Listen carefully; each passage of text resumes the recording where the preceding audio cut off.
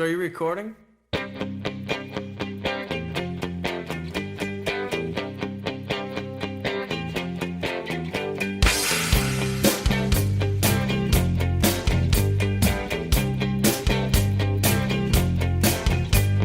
From Geppetto Studios in New Freedom, Pennsylvania, welcome to the Cosmic Geppetto Podcast, your home for inclusive, positive geek culture, where we talk about movies, comics, music, books, and whatever else we feel like. Please welcome your host. And I was like, really? Brad Mendenhall. When there's no one there at all, I don't feel quite like myself. There could be nobody else. Hey kids, it is episode 277 of the Cosmic Geppetto Podcast. It is a good one, as musician Robert Crenshaw joins me to talk about his career as a solo artist and his time as drummer for his brother Marshall Crenshaw. He also talks about his excellent book, My Mythological Narrative, A Rock Odyssey. Anywho, I know it has been a while since our last episode. I promise this is worth the wait. All I wanna do is be with you. I'm feeling so lonely, I'm feeling so blue. Until you come back to me, I haven't got a clue. All I wanna do is be with you. Very excited. The drummer on one of my Desert Island albums, Marshall Crenshaw's debut album, and so much of what made that album so special was just this wonderful backbeat, and then he ended up making 4 really good albums on his own. Drummer, singer, teacher, all-around good guy, Robert Crenshaw is with us. Robert, how you doing? I'm doing just fine. Happy to be here. I remember I was taking guitar lessons.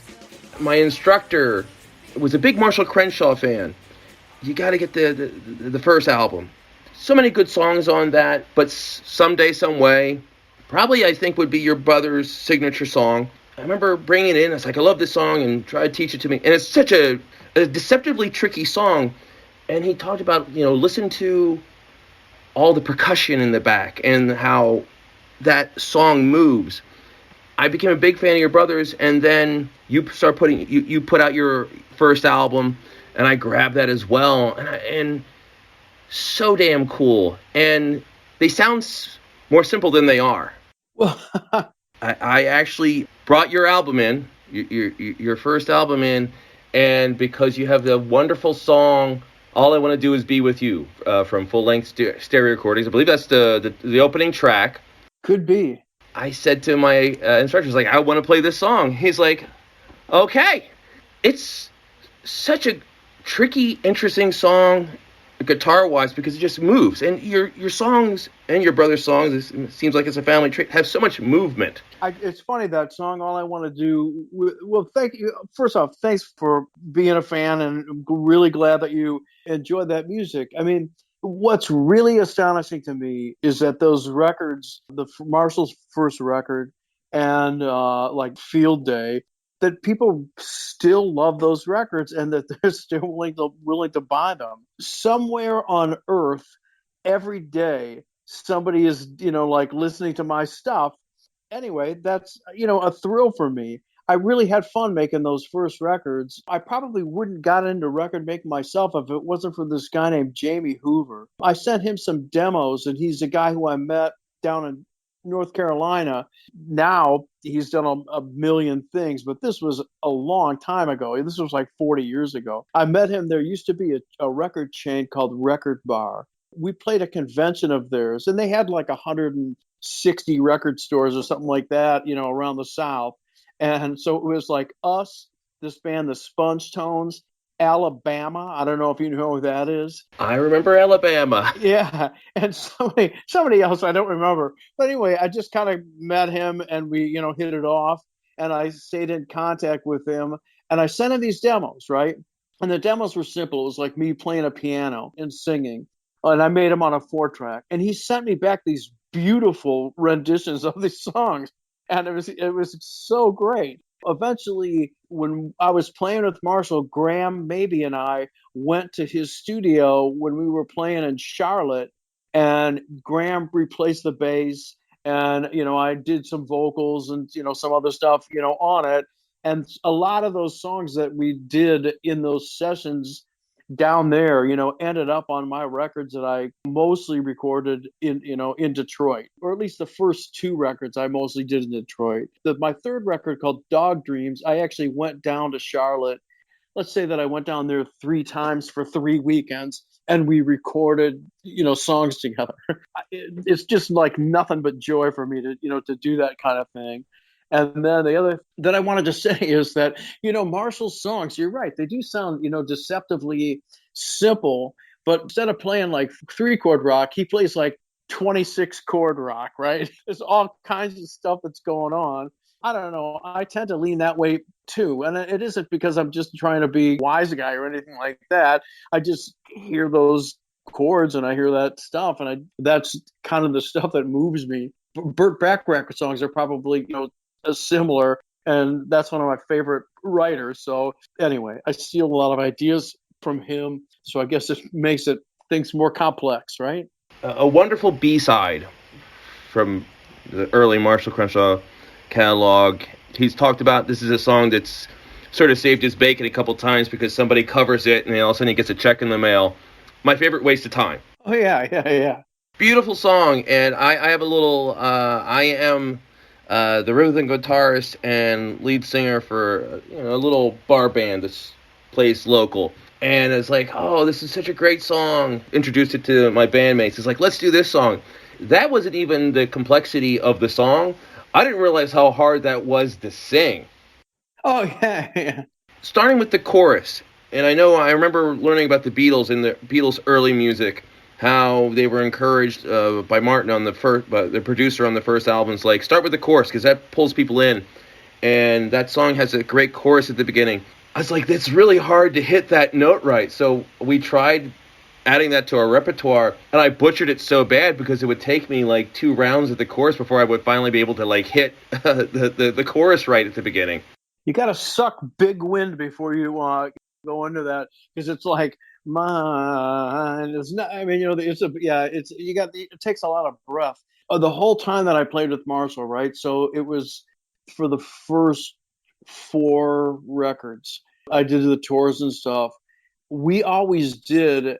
I mean, and whether or not it was a 3-piece band or a 5-piece band, we all did like vocal warm-ups and like took all of this stuff really seriously before show. And we would like be warming up and drinking tea and, singing and yucking it up and stuff for like 20 minutes before, we went on stage. So we were kind of all warmed up and ready to go. But I mean, the vocal thing, when playing with him, at least early on, it was, we really, really took that stuff seriously. With Marshall's music and with your own music, it sounds like fun rock and roll, but it's so well crafted and so well put together, and the pieces fit in so well. And it just seems a thing of, it takes a lot of work and a lot of effort to make it look that fun, easy, and effortless. And in your book, my mythological narrative, A Rock Odyssey, which I loved, you talked a bit about process of some of these songs, and at one point you talked about, like, well into your career, going in and taking some drum lessons, working on your craft, and it was really neat to see. It's like, oh, it's not just easy. It's not you take lessons for a few weeks and then you never go back to it, and you put so much effort into your craft. It was really pretty neat. Well, I mean, who used to take a lesson sometimes is Marshall used to take a guitar lesson sometimes, It's like you could always learn. I mean, for me, there was a lot of people who wanted that job, and eventually somebody got it. When you're playing, and we were kind of at a pretty, high level, but on the other hand, we were really trying to break into another level. There's a lot of session guys, on those records besides me. I mean, you just really want to try to be on your game as much as you can. So, yeah, I used to go to this place called the Drummers Collective in New York sometimes and take some lessons. And then, I mean, I used to practice and, be as kind of structured as I could about it. In some ways, maybe I wasn't structured enough, and maybe I was too structured. I mean, I don't know. But anyway, I definitely gave it a big, big shot. And I was incredibly lucky, to have the fabulous experiences that I had. You mentioned it in your book how during your career as a drummer, all of a sudden drum machines became more prevalent. Yeah. And it sort of sucked the wind out of session drummers. And it hurt your career, it seemed. It did. I mean, when I'm trying to think of what year it would have been, like probably, let's say it was 1979 or something like that, Chris Donato, I worked at a rehearsal studio in New York called Quack Productions, been gone for a million years. But we used to get lots and lots of great players, through that. I met Chris Donato. Don Scalzo was his real name, but Chris Donato was his stage name. But he was a working bass player, and I used to see him on all kinds of, stuff. And then when he auditioned for Marshall and he got it, suddenly he was asking me, hey, well, I got this gig. They need a drummer. Do you want to do it? And we used to play on all kinds of demos. We played on like Calvin Klein commercials and, some other commercials and just a bunch of demos for songwriters and stuff. And then after a little while, as soon as that Linn drum machine came out and it became cheaper, to just buy that thing, learn how to program it, and then you could just plug it into the console as opposed to setting up drums and getting a sound and all that sort of stuff. That's the way that people went. And, nowadays you see some instruments, but mostly you see samples of stuff, and technology just kind of took a lot of jobs. How about this? Just in general, digital technology has displaced a lot of people, a lot of things that were a little more organic past. Well, I remember when I was in high school, I was a big Eric Clapton fan. And I remember when it was right after he had that second career peak when Tears of Heaven came out, and people, he sort of introduced himself to a whole new audience. And his first album after that was Pilgrim. Came out in 98. I put it in, and it was all drum machine. Sure. Yeah. First off, I thought it sucked a lot of the life out of the music. And second is like, drummers would be willing to sacrifice important body parts to play on an Eric Clapton album, and he's using a drum machine. It's like, oh, that's a shame. Yeah.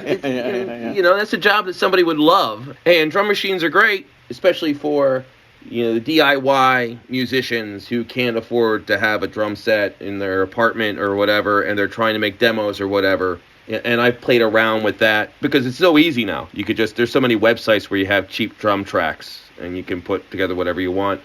But I remember the first time I played with a drummer, first off, felt so much easier to fall into the beat with a real drummer. I'm not sure why that is. There was just a natural swing to it. And also, I just got a charge having an actual drummer with me.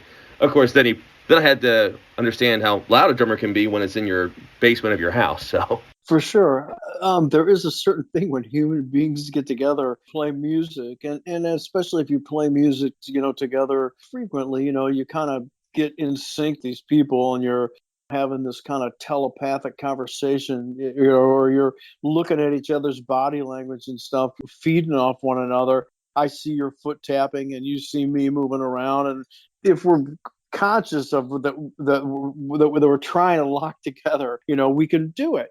If you have a certain amount of proficiency, you can do that. I have three brothers. In chronological order, they are Marshall, who was born in 1953, Mitchell in 56, and John in 61. On November 22nd, 1963, I was in kindergarten and had a half day of school. My cousin Marilyn was taking care of me because my mom had gone to see Marshall in a play at Angel Elementary School. Marilyn had a little red transistor radio and a light brown leather case. I remember she was standing at the sink doing dishes and we were listening to music. Then the music must have been interrupted because I heard the news come on the radio and something seemed different.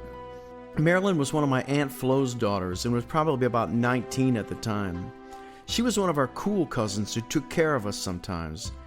I don't remember her being visually upset, but I knew something was wrong when she turned down the radio and told me to go outside and play in the front yard, which I did. I don't remember being out there for too long before Mitchell, Marshall, and my mom came home. President Kennedy had been killed. I, of course, didn't have any rational way to process this. I guess no one had any rational way to process it. The president had been killed. I imagine a big chunk of the world lost a sense of stability for the moment. Most of my memories of the Kennedy assassination are of an interrupted television schedule with wall-to-wall news and no cartoons or kids' shows. My folks had a big black and white television set in the large downstairs bedroom, and I remember seeing clips of the funeral procession and shots of John Kennedy in his little suit looking brave and regal. I just knew that it was a bad thing and that a lot of people were sad, especially the president's wife and his family. Everyone seemed to love the Kennedys, or at least I thought they did. If my parents were scared, though, I didn't pick up on it. After that, the world changed. I remember a couple of years later, when Johnson was president, Marshall had a big poster of a drawing of Lyndon Johnson on a crazy-looking motorcycle. Hey, hey, LBJ. And I don't think that it was supposed to be flattering. After Kennedy, it seemed like the president was always standing in hot water. After the Kennedy assassination, it seemed like bad things were always happening in the news. Many years later, I heard Marshall tell a story about the day of the assassination. He said that he and his classmates were putting on a play when suddenly the principal of the school, looking upset, walked on stage and stopped the play. All the children in the play were sent off stage, probably to the teacher's lounge behind the stage, and the principal talked to the audience. After that, everyone was sad and people were crying. Marshall's first thought was that the play had been so bad that the principal stopped the show and gave it the hook. Poor little guy. In the past, I've thought about the relationship between the assassination of John Kennedy in November of 1963 and the Beatles' first appearance on Ed Sullivan in February of 1964. My thought is that the morale of the country after the Kennedy assassination, well, the morale was in the toilet. Prior to that, there had been some terrifying moments like the Bay of Pigs and in general a fear of the Cold War. But day to day, life was moving along. After the Kennedy assassination, there was a kind of tension, like when the drawstring of a bow and arrow is pulled back to its maximum displacement. When it's released, it's going to have the impact of most of its full potential energy. I think the Beatles on the Ed Sullivan Show, for many people, especially kids, was that release, or at least a partial release. I think that people needed a joyful distraction, and at approximately 8:12 on February 9th, that joyful distraction was realized and that arrow flew. For millions of people, young and old alike, it was suddenly okay to be silly and sing along with these four amazingly interesting creatures from across the sea. After the Ed Sullivan Show, almost all of my memories of the house on Phillips involved music. On Saturday and Sunday afternoons, sometimes our dad would take us to different music stores to see instruments. Fender and Vox amps were always my fave. Any kind of shiny drum set me dreaming. Guitars, basses, and the occasional electric sitar couldn't help but to stir the imagination. When I was in the first grade, or maybe even kindergarten, I got a small Slingerland snare drum for Christmas. When I was 7, my dad bought...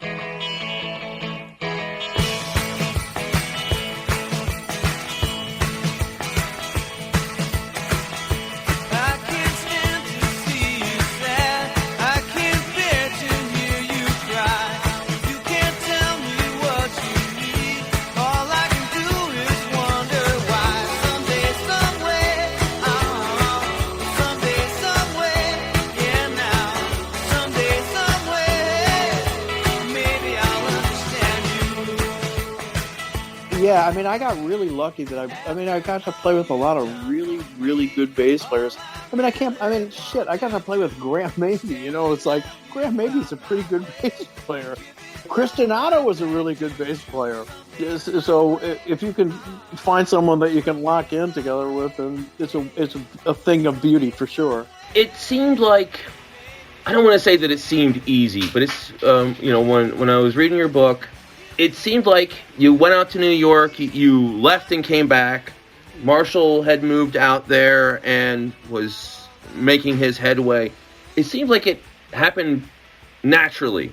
At the time, did it feel like, oh, this is really coming together? Or was it like really a lot a lot more of a struggle? I mean, it seemed like you loved every minute of it, like you really enjoyed being the music. Did that make it easier for you? It was a kind of a hard slog, at times. It took me a while to get this gig at this rehearsal studio. And then once I was there, I met a lot of musicians. I watched a lot of really good bands come and practice.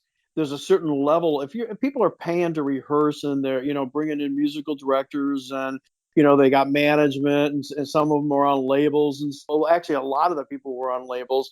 I mean, like Ricky Lee Jones used to rehearse there and Dr. John used to rehearse there. A bunch of people who were, in pretty big bands, rehearsed there. So I just felt like that's where I was, that's kind of where I was. So that's where I personally wanted to be, as a player. But it didn't seem like it was impossible because I knew so many people who were doing it. And then also Marshall, he had a gig in a play and he was getting paid. He kind of got, people interested in him pretty quickly. I mean, he had a lot of things to offer. I mean, he had a really nice stage presence, probably because he just has, naturally predisposed to that. But then also he had been in this play where he had to be on stage. He had to look a certain way. He just got really comfortable in front of large audiences. That was a Beatlemania, right? Yeah, but I mean, even if you went to go see Beatlemania, there was probably 2,000 people in the house. So from going to playing clubs to playing in venues like that, it's a different animal, and you just kind of got to learn how to do it. And he learned how to do it. He was comfortable in front of that size of an audience, and then in front of larger audience as well. In one way, it was a hard slog, like moment to moment. But always everything in retrospect, it looks like, well, it took about 15 minutes for that to happen, and maybe a half hour. I mean, I was working construction gigs, and like working on demolition construction gigs, and working at that place and doing other things, just to try to afford to live in Manhattan, at the time. If you're like, I don't know how old I was, 20 or something like that, and I was a kid from Berkeley, Michigan, which is, like a suburban town outside of Detroit. I mean, and just the idea of like, hey, I'm working in the East Village, or, in Greenwich Village now by NYU. I thought it was like, what could possibly be cooler than this? It's one of those wonderful things that you can only do for a specific point in your life, because in your 20s that seems so cool and so fun, and then when you're maybe perhaps a little older and it's like, oh, I would die if I did that. And I think about my earlier jobs, which were just nightmares. I was working second shift at stuff, and it's like, oh, we had such a great time. We would go out and drink way too much, and people would make terrible decisions about the romantic pairings. And it's like, yeah, if I tried that now, probably hip would break 2 drinks in. I don't know. I just don't. I mean, I used to sleep at work all the time. I don't mean like fall asleep during the day. I mean, when I was done working, we had rooms. Like there was like a party room that they rented out. And there was like, I'm trying to think of like what you call it, but like a tiered room. And I had like, like a foam rubber mattress that I could throw down. I mean, I would just crash there, and there was a shower there. So, I mean, I used to work all day and then sleep at work. I was doing what I love to do. So it didn't really seem like, I mean, now it would feel like I was in prison or something. I was enjoying it. So it didn't feel that way. I just felt like I was like in part of a dream or something. It was youth, right? You're dumb when you're a kid. Sometimes being that dumb is the only way you can survive it. Right. That's right. And besides Marshall, I didn't really know anybody or have any family there. So, I mean, it's like you just learn to roll with the punches. Growing up in Michigan, you've put out these amazing albums. Marshall's put out so many albums of great material. I know you have a sister-in-law, Amy Crenshaw, who put out an album a while back. Yeah, that's right. What was it, on your second album, on Victory Songs? John Crenshaw is on a lot of my records also. Was there just music all around you growing up? I think so. Was it a given that the Crenshaw boys were going to like make music, maybe not with the success that you've had, but was that just something that was always there?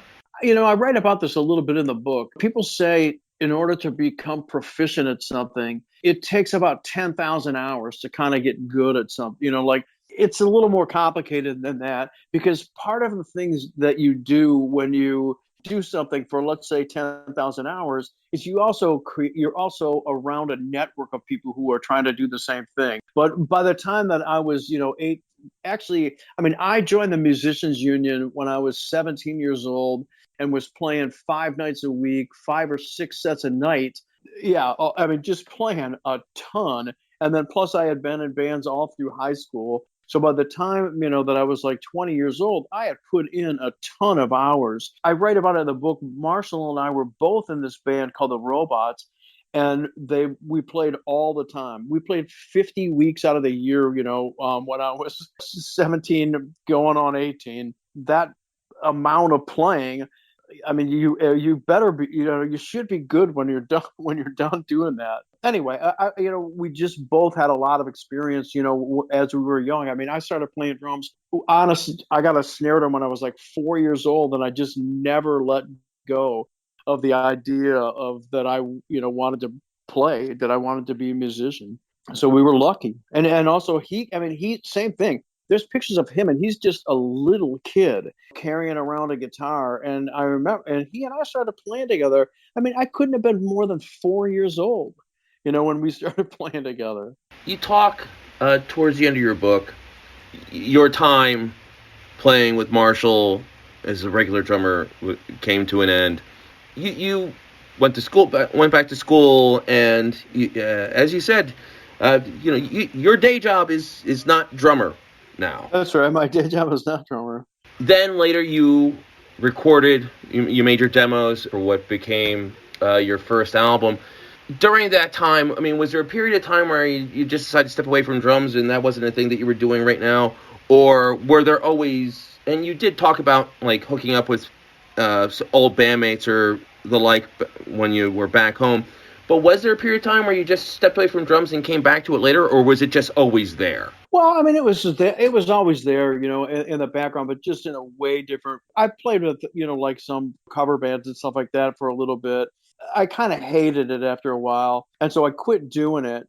And then once again, my friend Jamie Hoover, called me up and, was asking about recording and stuff. I don't know. I had my friend Stuart Simon and he always had recording gear. And I would first start going to his house and we'd record like Hank Williams songs, and covers and stuff just for screwing around. And then I started writing again. And then I got a call through Jamie Hoover from this guy named Jurker Emanuelsson, who had this label in Sweden called Sound Asleep. He asked me if I would, let him put out one of my songs on a compilation album. There's a bunch of great people on the compilation album. Bill Lloyd was on there, and Brad Jones was on there, and some other people. I mean, why wouldn't I do that, right? After I did that, I thought, well, I wonder if he would, if he would release an album. And so he said that he would. So that really kind of put me back in, all right, well, I got to write more songs, and we got a project. We kind of got a hard deadline. We just kept on chipping away, and eventually sent him the master, and he put it out, and I got really nice reviews, some European press. There was a record chain in Royal Oak, Michigan. Actually, I think that, whatever, it doesn't matter what city that they were in, but it was called Harmony House. And let's say that they had half a dozen stores or more. I went to I called them up and I asked them if they would be interested in distributing it, because Jurker didn't have any U.S. distribution for his records. So I took in some records there. And I met with the guy and he said, sure, we've sold your records. And about like maybe an hour later, I got a call from the guy at Harmony House, and he said, well, there was a guy who came in about 10 minutes after you left, named Mitch Cantor, who has an independent label called Gadfly, and he wants to release your record in the United States. And I was like, really?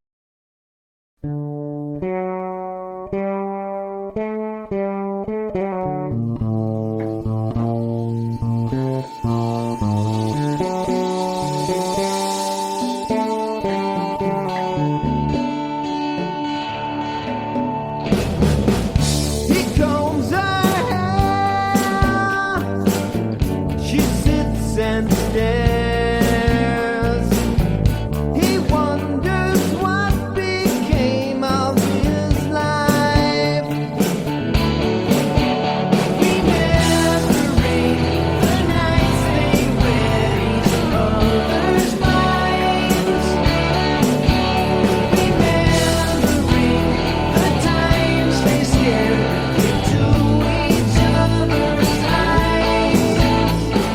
ended up doing a lot of stuff with Gadfly. I ended up doing 3 albums for Gadfly, and there was a little bit of money, and it was kind of felt like I was back in the music business for a little bit. Not in the same intense way as with Marshall, but I had a reason to do it, and of course I loved to do it. So it was all good. I mean, for me, making records and making music is always kind of a community effort. I love to put together teams of people to do stuff. So that's how my solo career started. Now it's been getting close to 10 years since your last album, Friends, Family, and Neighbors.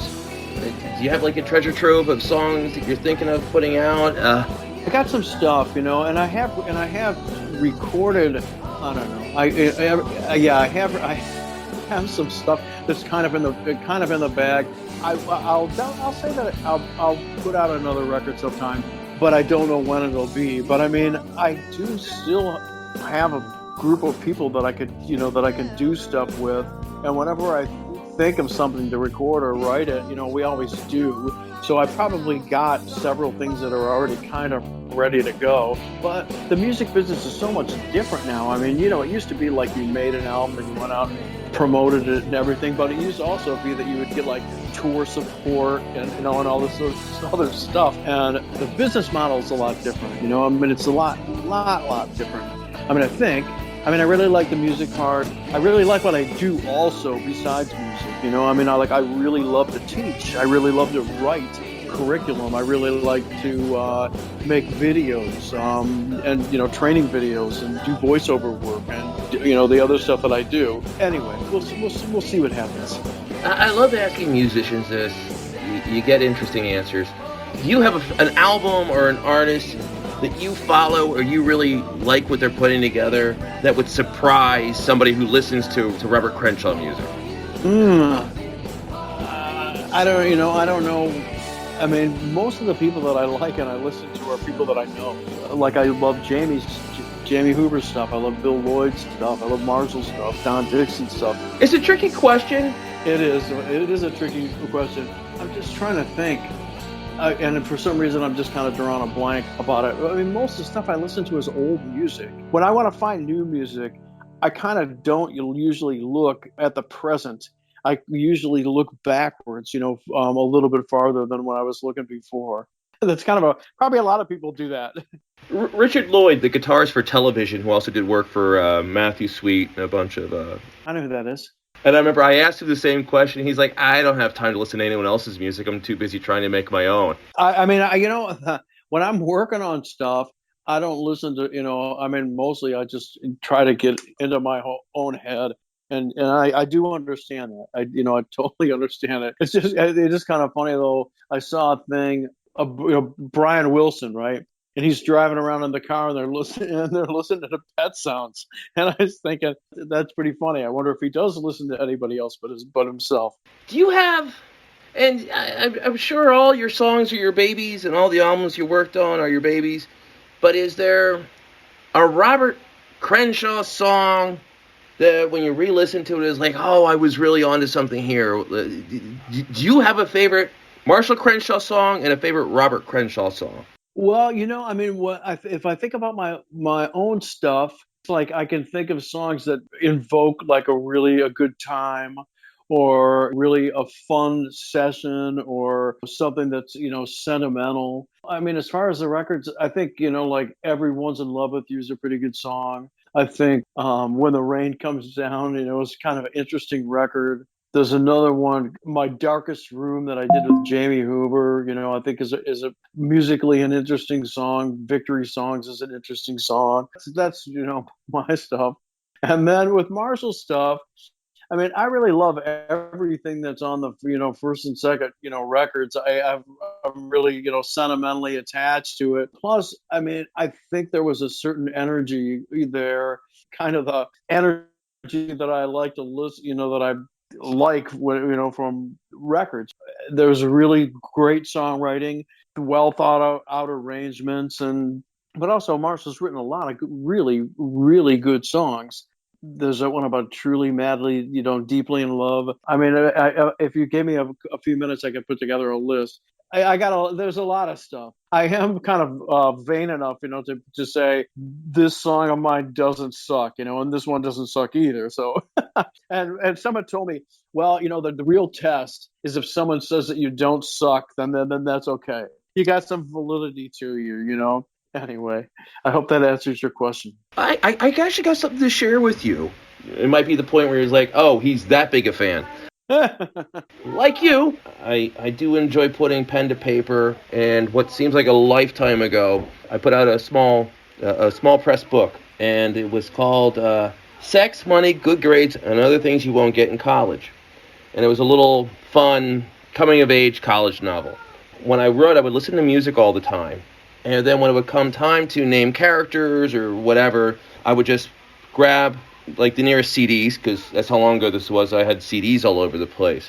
And it came time to name the college. So I actually grabbed the nearest, looked at CDs, and it was Marshall Crenshaw's self-titled debut. So the university where the plot took place was Crenshaw University. Hey, there you go. There you go. So I like, now, like people, if they hear about something like Crenshaw, then usually they think like Crenshaw Boulevard, in LA, or the town of, that part of LA called Crenshaw, which is different than us. It was just a thing. And it goes back to a little bit what you were saying, how the music industry has changed, because I just had CDs upon CDs upon CDs. And even that was very different from 10 years earlier when everything was vinyl. You had a physical thing in your hands. And I remember listening to music while having the pamphlet open to read along with the lyrics. Now everything's streaming. It's a different thing. And I don't want to be the old guy complaining, oh, things were so much better then. But there is something to have like a tactile CD or book or whatever in your hand. And I'm certainly guilty of it. I have my streaming services that I use. I read your book on my iPad via the Kindle app. But there is something really cool about having that, whatever it is, in your hand. Yeah, I mean, I'm really glad that, that people buy LPs. It's like you read the liner notes and you check out the front cover and the back cover. And it's, there's a lot of interesting things, in there.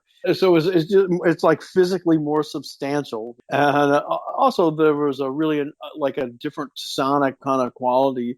And there still is a different sonic quality, to a vinyl record than there is to a digital thing. Yeah, I mean, this has been said a million times. No one's going to leave their kid a hard drive of stuff that they, downloaded from MP3s. I mean, it's just it doesn't really have any sentimental value. But on the other hand, a record collection with all the artwork and all the nice physical aspects to it just seems to be a more valuable asset. Did you consider yourself more of a touring drummer, or did you really like being in the studio? Or I'm sure there's pluses and minuses to each, but was there something that you had a particular you felt was like more your natural habitat? I always liked to record, and especially, I don't know, let's say that on the debut album and on Field Day and on Mary Jean and Nine Others, I was pretty comfortable, in the environment. Yes, but I always loved to do the shows. So I mean, but I found I enjoyed both of them. I still love to play. I don't play very much, but when I do, I really enjoy it. And I was like connecting to the audience and all that, sort of stuff. So it was a big part. I mean, it was just a gigantic part of my life for a long time.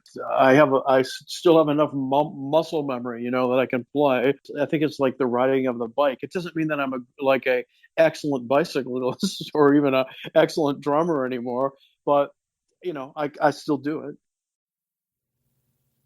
Section 13, Field Day.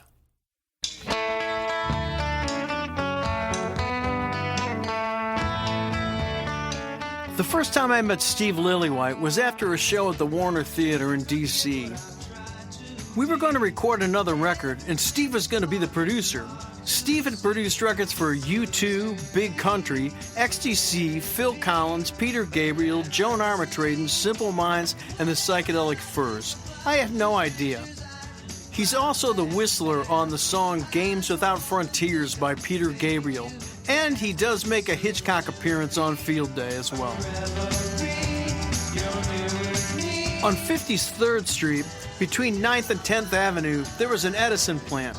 The building was abandoned, then turned into a soundstage for the popular television game show Let's Make a Deal with Monty Hall, run by Lou Ron Television. You can still read the faint company name on the glass above the front door of the building. The recording studio was designed and built in 1977 as the Power Station by Tony Bionjovi, a respected producer and acoustical genius. The Power Station consists of 4 main studios, A through D, which were custom designed with acoustics and usability in mind and built with the utmost care. Studio A, the largest recording suite, can fit a 60-piece orchestra. That's where we recorded the rhythm tracks for Field Days. Scott Litt was the engineer. At the time, he had worked with Carly Simon, but more importantly to us, he had worked with the DBs, who we liked. Scott went on as a producer to make 6 hugely successful records with REM and mix some singles for Nirvana. We set up with amps and isolation booths, but Chris, Marshall, and I were together in the big room set up like a band. Steve was very much into ambient sound, so he had several room mics set up, including a pair up in the 30-plus foot ceiling. Later, we shot the bass guitar back through an amp in the room and got the ambience that way.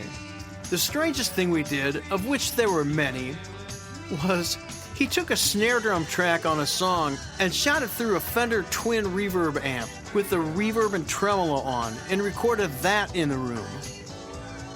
The thing was, Steve was willing to try anything we thought of to do, and both Scott and Steve were great engineers, so they knew how to do everything you could do with the gear that was there. You talk about a fun and creative time, this was it. David Bowie was upstairs in Studio C with Nile Rodgers, finishing up the Let's Dance record. I went up there a couple of times to steal beer from their refrigerator, but I never saw him.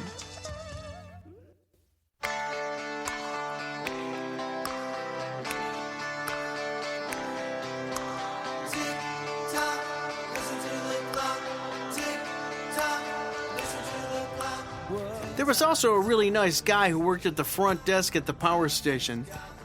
His full name was John Francis Bon Jovi Jr., but he was just John to us.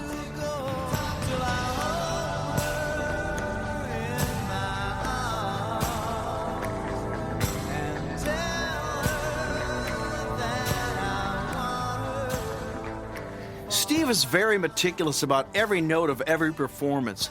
He'd punch in one syllable of one word or one note of a solo to get the performance he wanted. I can remember punching in drums on a section of a song. These days, most musicians would rather take their own lives than record in this fashion, but we had never been put through it before, and we had confidence in Steve's abilities and intuitions, rightly so.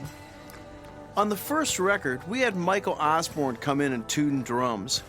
He'd be there all day, changing heads and just listening to the drums.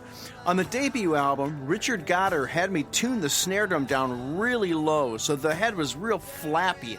He also had me hitting the drums so hard that the head would only last a couple of takes and then it'd have to be changed. In retrospect, it seems kind of wasteful, but it did add to the fun and the education of the process nonetheless. Michael was also around for Field Day. I got into tuning the drums so that the resonant notes would be the key that the song was in. It seemed like a good idea at the time. There were also guitar techs around who kept a battery of guitars in tuned and changed strings and whatnot. It was a real production.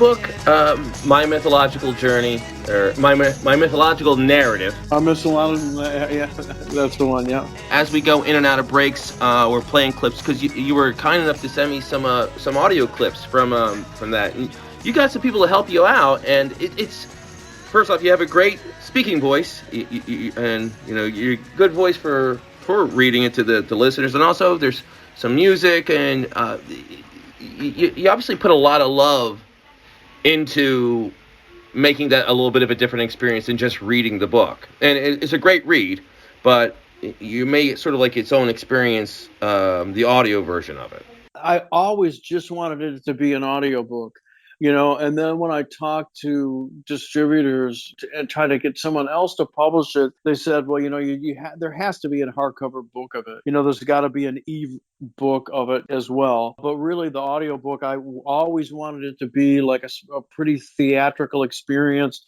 with like, cartoon sounds, sound effects, music. So once I got into doing that, I would do voiceover and then go back and write music that I thought was appropriate for it, or think of music that was during the same time period that the stuff was going on and fly it in there. But I spent a lot of time in hotel rooms traveling. And so it was a great thing. I brought kind of a decent microphone that I carry, and I did most of it in Logic's, and I'd carry a keyboard with me and, compose the stuff and arrange it. And it's not like rock music. I use string sounds and orchestra sounds. And yeah, it's definitely not rock music. But anyway, I had a ball writing those songs. I taught a lot of classes down in Silao, Mexico. And I would have time down there, in my hotel room. I'm looking out the window, and it's all really neat looking and different. And, wrote a bunch of music down there. But, it was, I spent about 3 years doing it. It was fun. Really fun. And then also I had a lot of people help me edit it, and read different stuff. And people, the guy who's a really great editor, oddly enough, is Graham Mabey. That's been a side hustle for him. It's probably I don't know if he wants me talking about it, but he's worked on a lot of books by big publishers as a proofreader. So he was a guy at one point who said, your timeline is all screwed up. It goes here and then it's there, and you got to fix this. So I worked with a lot of smart people on the project, and it was a good community effort. I already asked you about more music, and I know you've written textbooks, or in your other world. Stuff. I write a lot of stuff for my other, in my other life. Actually, I was working on a project for a class, a hot project that at work, but it had to do with making a video to describe. It's so stupid. It's for describing this component in a robot controller. But you want to make it entertaining, and so I got to make it. It's got to be visually interesting and audio and orally. Like with an A, interesting, sonically interesting. It's a creative process, and I think that's mostly what I like to do. Is and it doesn't really matter what it is. I just like to create things. I'm sure you have more stories to tell. Do you have ideas for another book, or do those thoughts bounce around your head? Well, it's funny. I've had several conversations, with Marshall, and he's mentioned, well, in the second edition of your book, you need to do, we need to talk about these other things. That might be something, that happens. Funny how many things, will pop into your head after the fact. And then also he has a bunch of stuff, that it sounds like he would like to put into it. I had another idea for a book right away, and I started, working on it. I could tell you what it is. It's called The Man That I Could, or The Man I Could Have Been. But what it's about is like if all of the stuff that could have gone wrong in your life went wrong. So it's not like you're like, I could be a better man. It's like, wow, things could be a lot worse. Stuff about think about all the dangerous stuff that you did when you were, a younger person. Or, I can think of all the dangerous stuff that I did when I was a younger person. It's kind of a miracle that I made it out of it unscathed, to be honest with you. Oh, all of us probably has a half dozen stories of if we weren't if we weren't killed, we should have at least walked away with a pretty bad limp or some scars on our face from it. So. Yeah, exactly. Robert, this has been so cool. I've been a fan of yours literally for decades. You've been so generous with your time. Before I let you go, plug your pluggables. Where can people get your music, get your book, or what people should be on the lookout for? Well, I think that you can probably get my music and my book online where all high-quality music and high-quality books are sold.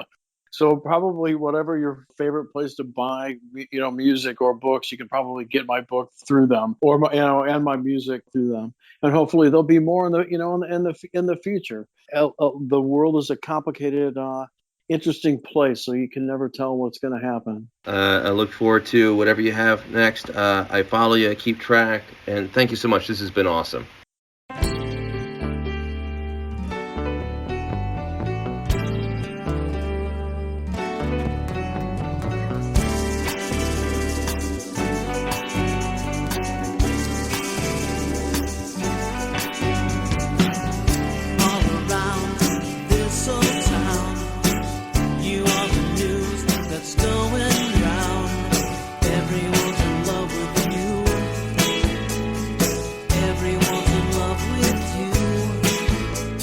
That wraps episode 277. Big thanks to Robert Crenshaw. I have been a fan of his solo work and what he has done as a drummer for his brother for decades. It is such a relief that he is a great guy. Next time on the Cosmic Geppetto podcast, Scott Corelli is back for our annual summer movie preview episode. Till then, in the words of Jarve Hardin, see you in the funny pages.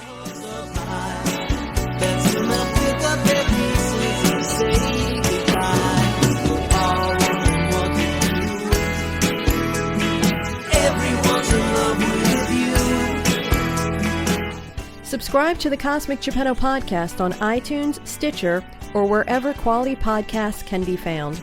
Rate and review us while there. Follow us on Twitter at CosmicGPod, and we will follow you back. Unless you're a jerk. We don't follow jerks. Like us on Facebook at facebook.com/Cosmic Geppetto. We love hearing your ideas for upcoming episodes. Email us at cosmicgeppetto@comcast.net. Well, thanks. Hopefully you'll edit this so I don't come off like a rambling idiot. If you are, you won't be the only rambling idiot, so don't worry. We're all wondering what to be the first to get next to you. Everyone's in love with you. Everyone's in love with you. It's too crazy to be true, but everyone's in love with you.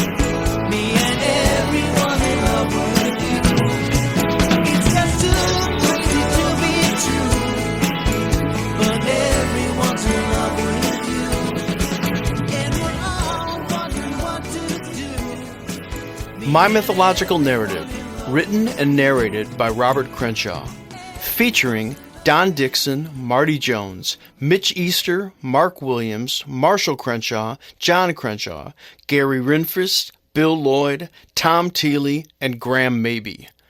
Original music by Robert Crenshaw, Kelly Ryan, Jamie Hoover, and the boys in the band.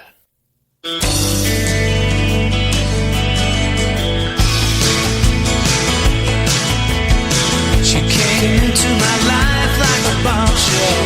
One look and I fell for little Mary G. Mary G. Mary G. She walked cool with her head always held high. The glow in her eyes made her look like a queen. A little queen. Mary G. She took